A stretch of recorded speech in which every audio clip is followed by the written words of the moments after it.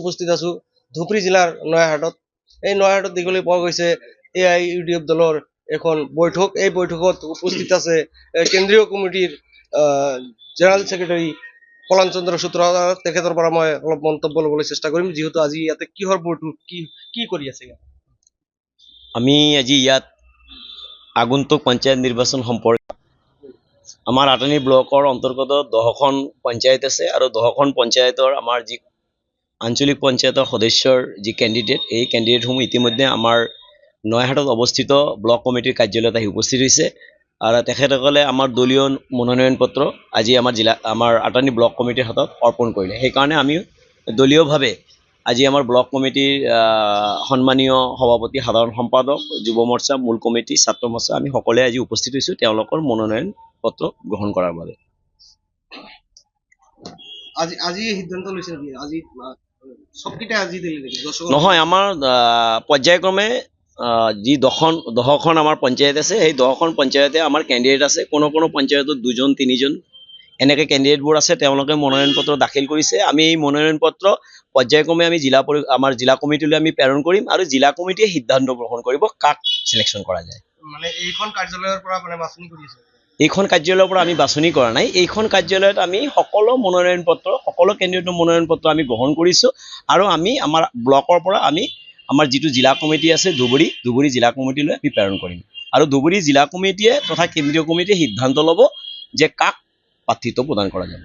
হয়, ইয়াতে যিহেতু ইহঁতৰো বিষয়জন আছে, বিষয়জনৰ পৰা মই অলপ মন্তব্য ল'বলৈ চেষ্টা কৰিম, যিহেতু তেখেত ইয়াতে উপস্থিত আছে।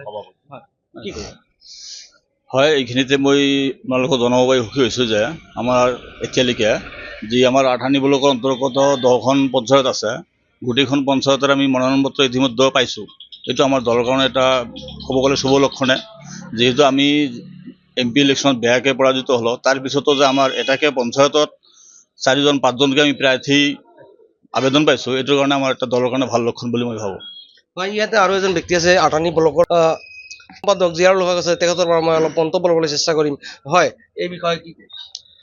হয়, এই হিচাপত আপোনালোকক মানে জনাব বিচাৰিছোঁ আৰু আমাৰ আঠানী ব্লকত সমূহ কৰ্মকৰ্তাক আমি জনাব পাই সুখী হৈছোঁ যে আমাৰ আঠানী ব্লকৰ অন্তৰ্গত যি 10খন পঞ্চায়ত আছে, 10খন পঞ্চায়তৰ ভিতৰত আজি প্ৰায় 7খনমান পঞ্চায়তত আমাৰ দলীয় প্ৰাৰ্থীসকলে মনোনয়ন পত্ৰ বিচাৰি আবেদন পত্ৰ আমাৰ হাতত জমা দিছে আৰু আমাৰ দলীয় নিয়ম নীতি হিচাপে এইখিনি আমাৰ জিলা কমিটিলৈ প্ৰেৰণ কৰিম আৰু তেওঁলোকে ইয়াত ফাইনেল ডিচিশ্যন ল'ব কাক কোনে প্ৰাৰ্থিত্ব দিয়ে। যিহেতু আপোনালোকে দলীয় মনোনয়ন পত্ৰ দিলে, কিন্তু আপোনালোকৰ দলৰ ভেটি কেনে মজবুত আছে? আমাৰ দলৰ ভেটি আগতকৈ অধিক মজবুত আছে, ইয়াত কোনো সন্দেহ নাই। তাৰ প্ৰমাণ এইটো আমাৰ দলীয় যি আমি মনোনয়ন পত্ৰৰ আবেদন পত্ৰ জমা লৈ আছোঁ, তাতে প্ৰমাণ প্ৰতিখন পঞ্চায়তৰ পৰা মানে 2ৰ পৰা 3জন 4জনলৈকে আমাৰ প্ৰাৰ্থী আছে। ইয়াৰ ভিতৰত আমাৰ জিলা কমিটিয়ে চিন্তা চৰ্চা কৰি যাক মানে প্ৰাৰ্থিত্ব দিয়ে আমাৰ দলীয় কৰ্মকৰ্তাসকলে মানে অধিক আগ্ৰহেৰে তেওঁৰ হৈ নিৰ্বাচনত মানে কাম কৰিব। যিকোনো খবৰৰ বাবে যোগাযোগ কৰক 7099017330 লগতে 7099017110 নম্বৰত।